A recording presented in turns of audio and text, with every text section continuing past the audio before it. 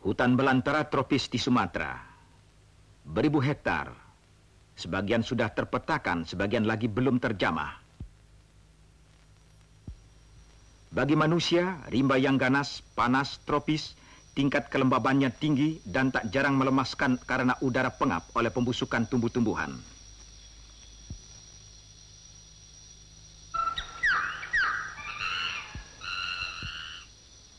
Sepanjang musim penghujan, air tercurah di dataran tinggi dan mengalir ke daerah rawa-rawa. Pada gilirannya, air itu menuju ke dua danau besar, yaitu Tasik Pulau Besar dan Tasik Bawah.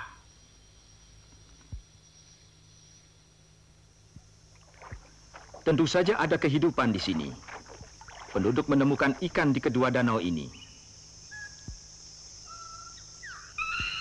Pohon-pohon dipenuhi oleh kera dan jenis-jenis burung serta binatang lain yang tak terkira banyaknya.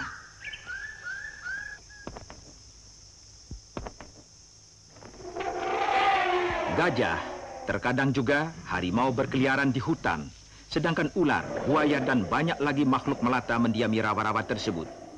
Yang pasti, hanya terdengar desing nyamuk dan suara jangkrik yang berdendang, dan segalanya sepi.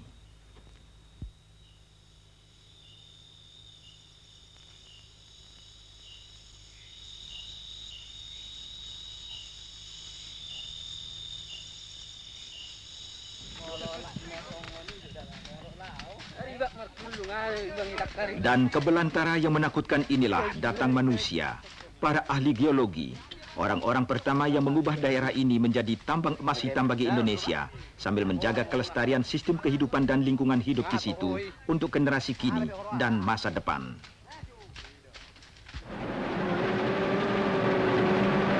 Mereka mencari minyak seperti yang telah berhasil mereka kerjakan di banyak daerah lain di Sumatera.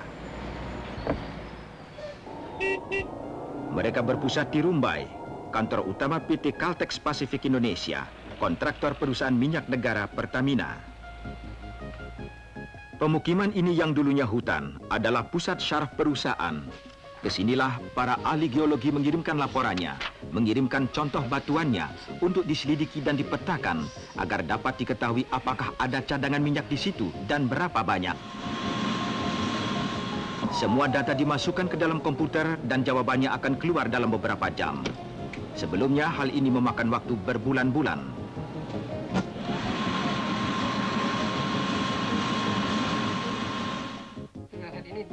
Berdasarkan perhitungan-perhitungan ini, para insinyur mengadakan studi kelayakan, penjajakan ekonomis pemboran sumur, sedangkan yang lain menghitung kemungkinan laba dan rugi. Dan tidak hanya laba dan rugi, tapi pertimbangan-pertimbangan mengenai manusianya, lingkungan hidup dan ekosistem. Bapak Tahia, Ketua Dewan Komisaris, menekankan perhatian dan kepentingan perusahaan mengenai hal ini dan menerangkan kebijakan mengenai perlindungan lingkungan kepada seluruh staf dan karyawan. Para juru gambar dan teknisi mendesain, menyesuaikan dan menyusun peralatan yang dibutuhkan. Bagi kebanyakan orang, pekerjaan ini tampak sia-sia. Medan dengan seluruh keadaan sekelilingnya seolah tidak mendukung. Memompa minyak keluar merupakan satu faktor. Melestarikan lingkungan hidup adalah faktor lain. Ini merupakan usaha untung-untungan, berjudi dengan tenaga manusia, mesin-mesin dan alam itu sendiri.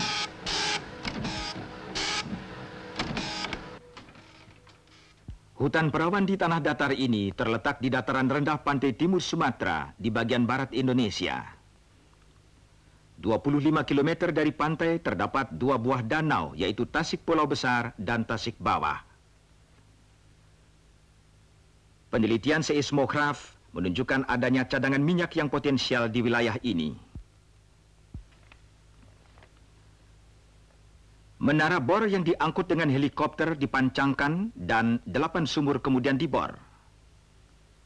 Dari kesemuanya ini, 4 ternyata hampa, yang 4 lainnya menghasilkan minyak. Dari penemuan ini, 2 lapangan minyak baru terjelma. Yang lebih kecil dinamakan Beruk dan yang lain Zamrud. Keduanya akan dihubungkan oleh saluran pipa ke stasiun pengumpul.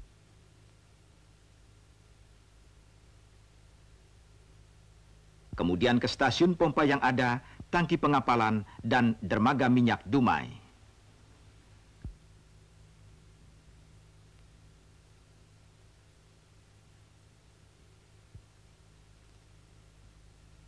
Kesemuanya itu membutuhkan waktu 6 tahun sampai hasilnya terlihat.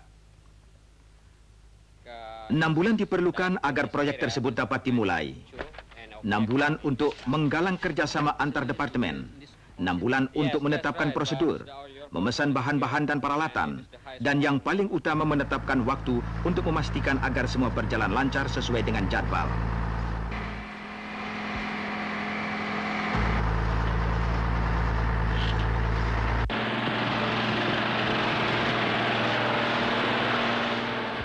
Semuanya dijadwalkan. Bukan pekerjaan yang mudah bila beratus-ratus orang, bahan-bahan serta peralatan harus dikapalkan dari berbagai penjuru dunia ke medan yang tak dikenal, di mana cuaca dan musim hujan dapat menghambat operasi selama berhari-hari, bahkan berminggu-minggu.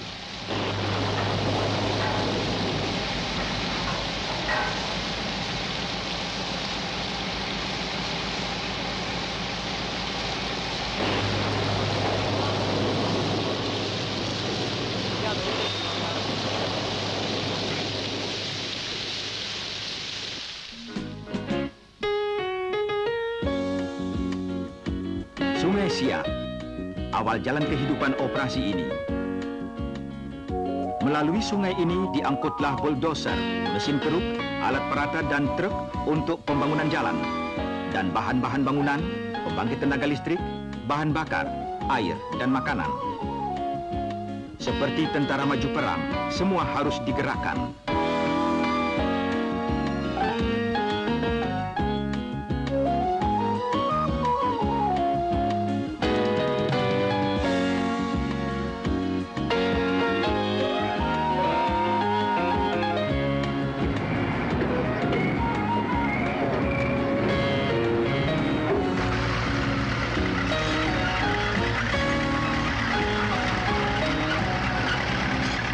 Tetapi sebelum segala sesuatu berjalan lebih jauh, para peneliti harus bekerja lebih dulu dan sebuah jalan pun mulai terwujud.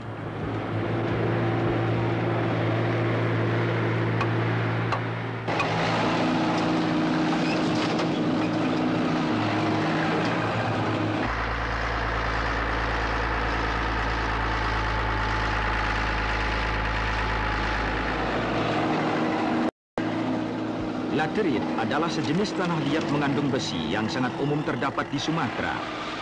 Tanah jenis ini mungkin tak baik untuk pertanian, tapi baik sebagai dasar yang kokoh untuk pembuatan jalan.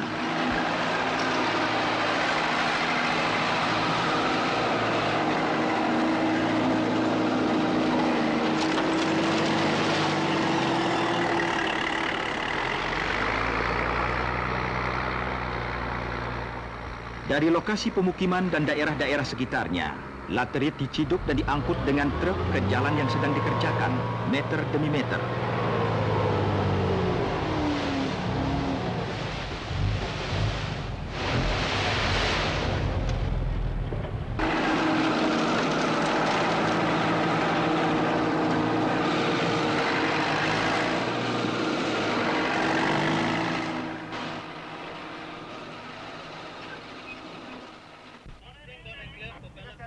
Di sungai, sebuah feri penyeberangan mendekati penyelesaiannya. Jalan-jalan yang menghubungkan pemukiman sementara dengan kantor proyek telah selesai. Dengan kedatangan feri, waktu perjalanan jadi dipersingkat beberapa jam dan pengapalan alat-alat dapat sesuai dengan jadwalnya.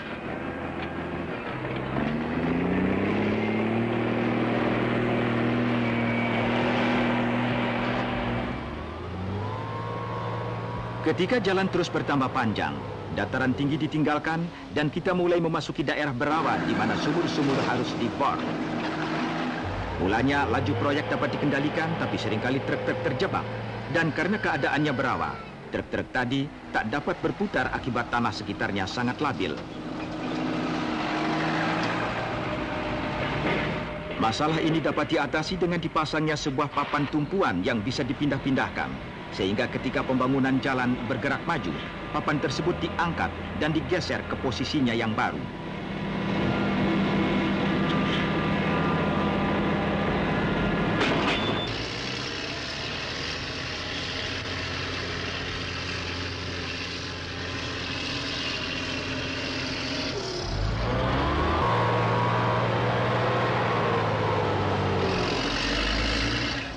Di tempat-tempat lain, rawa tersebut begitu dalam sehingga dasarnya tak bisa diduga. Pipa-pipa pembuangan kemudian dipasang, tapi ini pun sering berakhir dengan kegagalan.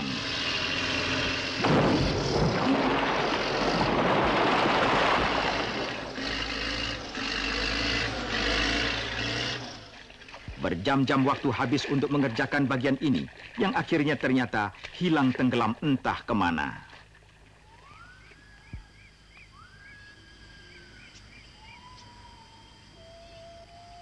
Para ahli teknik menghabiskan waktu berjam-jam yang melelahkan untuk mengalihkan jalan ke alurnya semula karena dasar tanah yang kuat tak kunjung ditemukan.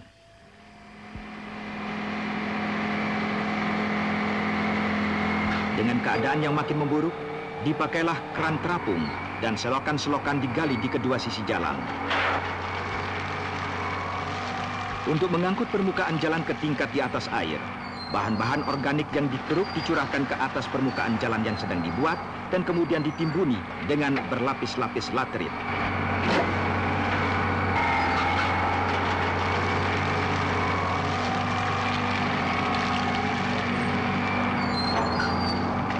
Sungguh suatu pekerjaan yang melelahkan. Tapi lagi-lagi teknologi, kreativitas, dan kerja keras menawarkan jawabannya. Setelah lapisan dasar di atas permukaan rawa dinaikkan, sebuah bahan penstabil jalan digelarkan. Sejenis bahan serat, tahan lama, tidak susut dan tidak membusuk terbuat dari polyester. Fungsinya adalah untuk memisahkan jalan dengan lapisan-lapisan basah yang ada di bawahnya, membantu mempercepat perembesan air dan menyebar beban laterit. Teknologi baru ini untuk pertama kalinya diterapkan di lapangan-lapangan minyak di Sumatera, dan penggunaannya oleh insinyur-insinyur setempat telah terbukti berhasil. Selama hampir 4 tahun mereka bekerja sepanjang hari dalam segala cuaca. Dan di belakang mereka menyusul rombongan lain dengan peralatan lain pula. Pemasang-pemasang pipa. Mereka mengatur jaringan pipa. Sepanjang medan ini tiang-tiang penunjang amatlah penting. Kalau tidak, pipa itu pasti akan tenggelam tanpa bekas. Dan pekerjaan memasang pipa ini pun punya kesulitan sendiri. Sering tiang penunjang tersebut harus dibenam sampai mencapai kedalaman 30 meter sebelum menyentuh lapisan dasar yang kuat dan stabil.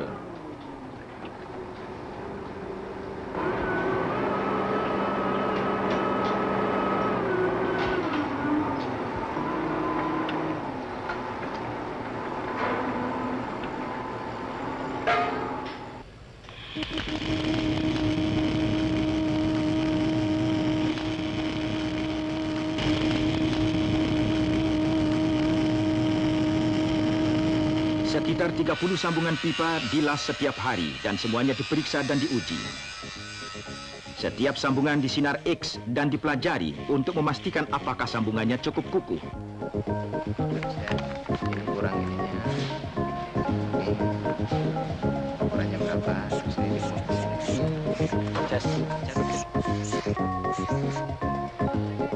Pengujian-pengujian hidrostatik dan bobot mati juga dilakukan untuk memastikan bahwa daya tahan pipa-pipa sesuai dengan rancangan.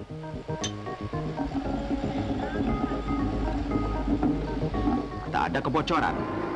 Kesemua 7.000 sambungan las terbukti sempurna. Berkat keterampilan dan kehati-hatian kerabat kerja pengelasan dan pemasangan pipa.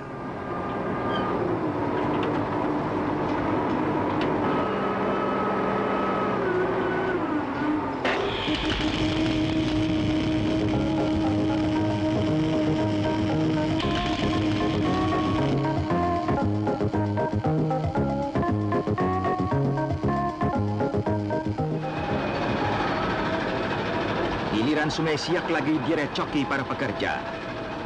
Kali ini dengan alat penyedot dan alat pengeruk. Berabad-abad lamanya, sungai ini jadi tumpuan kehidupan, memberikan ikan, air untuk pertanian, serta alat transportasi.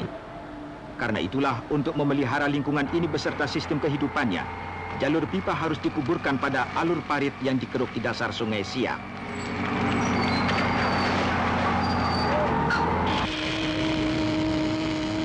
Untuk mengangkut pipa, sebuah hidung penarik dipasang pada kepala pipa. Bagian sepanjang 437 meter yang merupakan pipa insulasi berlapis semen ini mempunyai berat 372 ton. Untuk meringankan bebannya, tong-tong kosong ditambatkan sedemikian rupa. Operasi ini seperti juga kebanyakan operasi di semua lapangan minyak berjalan siang dan malam. Mesin-mesin berharga ribuan dolar baru menguntungkan bila dipakai terus-menerus dan tak dibiarkan menganggur.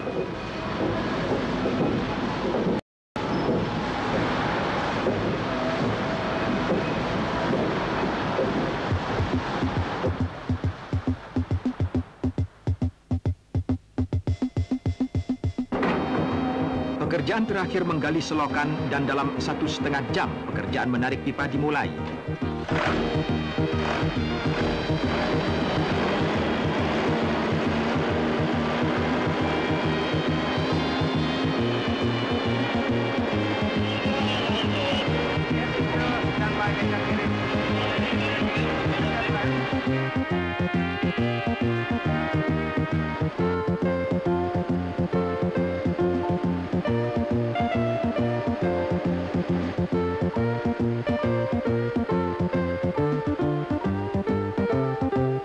Setelah memeriksa apakah pipa itu sudah terbaring di alur parit dengan benar, manusia-manusia katak melepaskan tong-tong pelampung dan mengawasi peletakannya.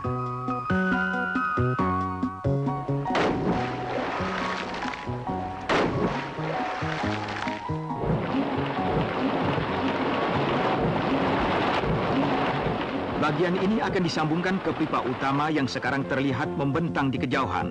Kebanyakan dari pipa-pipa ini sudah diinsulasi terhadap suhu tinggi. Bukan untuk mengenyahkan panas matahari tropis, tapi untuk menahan agar suhu pipa dan minyak tetap tinggi. Percobaan-percobaan membuktikan bahwa titik cair minyak dari lapangan Zamrud cukup tinggi, dan untuk membantu alirannya, pipa utama harus dipanaskan. Ini adalah tugas kabel listrik pemanas yang dipasang sepanjang pipa. Ini adalah sistem pelacak arus listrik permukaan atau sistem skin electric current tracing yang seperti bahan penstabil jalan juga merupakan penemuan baru. Sebetulnya sistem ini akan menjadi sistem terpanjang di dunia yang terpasang di atas jalur pipa minyak berbalut penyekat. Tak heran bahwa benda ini mengundang kekaguman dari banyak pengunjung. Bapak Harun Al-Rashid, Presiden dan Ketua Dewan Direksi secara berkala melakukan inspeksi dan memonitor kemajuan jalannya pekerjaan.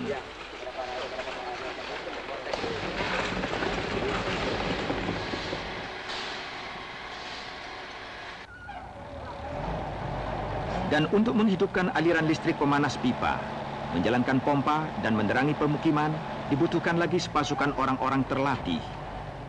Mungkin lebih mudah daripada membangun jalan dan tak sesukar memasang pipa, tapi suatu kerja yang membutuhkan keberanian dan segudang pengalaman teknis.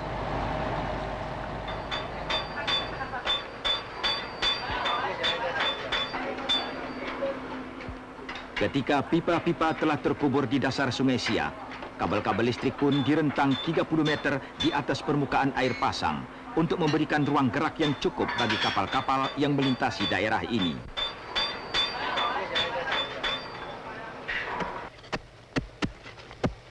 Semua sumur harus memompakan minyaknya ke sebuah pusat, di mana stasiun pengumpul sedang mendekati penyelesaiannya. Sarana ini dirancang untuk dapat menampung 100.000 barel minyak sehari. Dengan selesainya jalan-jalan, jaringan pipa, instalasi listrik, perkampungan dan sarana-sarana penunjang lain, perhatian sekarang tercurah pada sumur-sumur itu sendiri.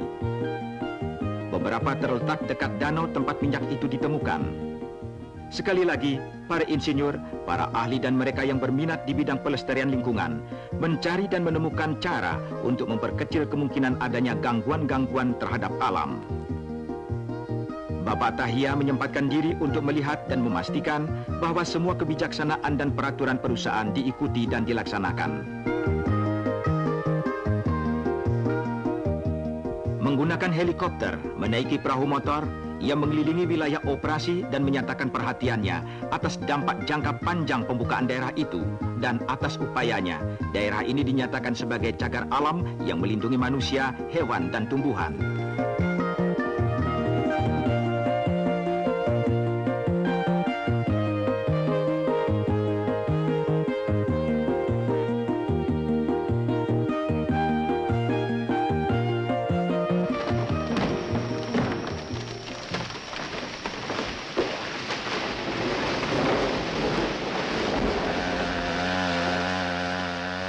Seperti di daerah-daerah lain pun, pepohonan sedikit mungkin ditebang. Di daerah yang rawan longsor seperti ini, pohon-pohon tersebut dapat dipakai sebagai dasar yang kuat untuk mendirikan sebuah anjungan.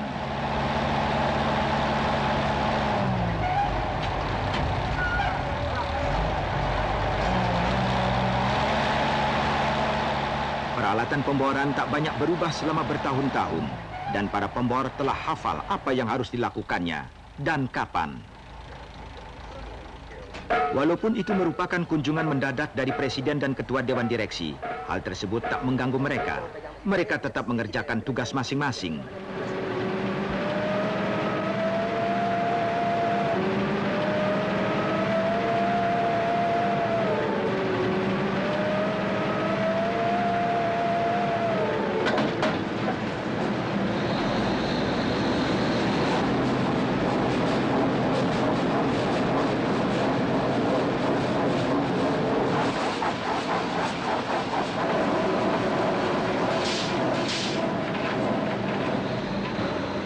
Dari 37 sumur yang dibor, beberapa di antaranya mempunyai kedalaman lebih dari 1.000 meter.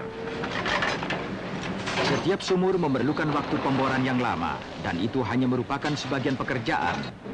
Tak ada yang bisa dicapai dalam waktu semalam. Jalan-jalan, jaringan pipa dan alur listrik, seluruh lapangan telah menyita bakat dan keringat banyak orang.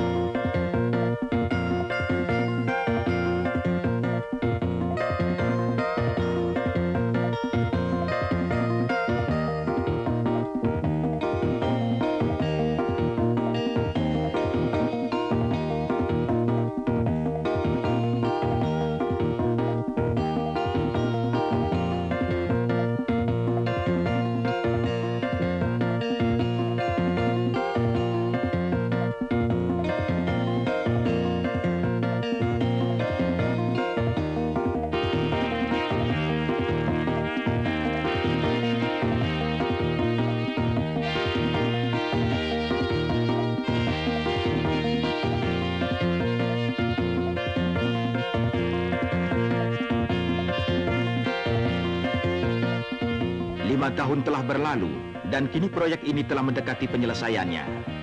Pipa terakhir telah dilas, sistem perlistrikan sudah terpasang, sumur-sumur telah dihubungkan, stasiun pengumpul telah siap untuk diisi. Kini sedang menunggu barel pertama mengalir.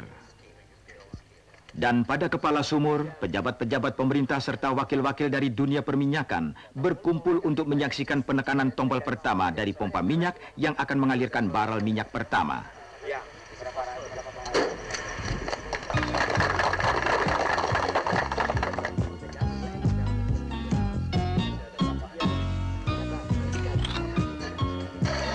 Sebuah tombol sederhana ditekan.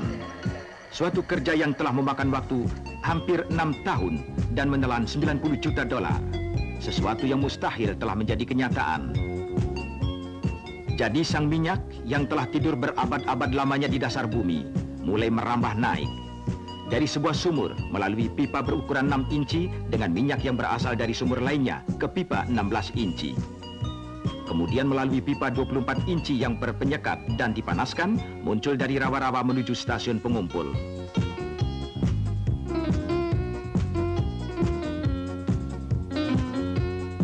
Di sini, curahannya diukur sebelum memasuki sebuah jalur pipa 36 inci untuk meneruskan perjalanannya yang panjang, terus ke stasiun pusat pemompa, terus ke tangki pengapalan dan ke pelabuhan Dumai. Di sana diangkut untuk disalurkan ke pabrik-pabrik, stasiun pembangkit tenaga dan rumah-rumah, memberikan cahaya, panas, dan energi bagi orang-orang yang mungkin tak pernah mendengar tentang rimba belantara tropis di Sumatera, dan tak pernah peduli akan perjuangan merambah rawa-rawa atau menyaksikan hutan belantara yang menjadi saksi bagaimana manusia datang dan menimba minyak.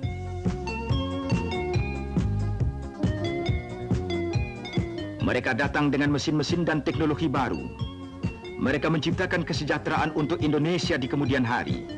Mereka tidak menyia-nyiakan tanah itu atau merusak kelestarian alamnya.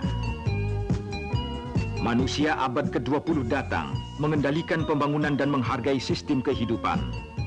Daerah itu menjadi cagar alam dan sebuah warisan yang dapat dibanggakan oleh generasi mendatang.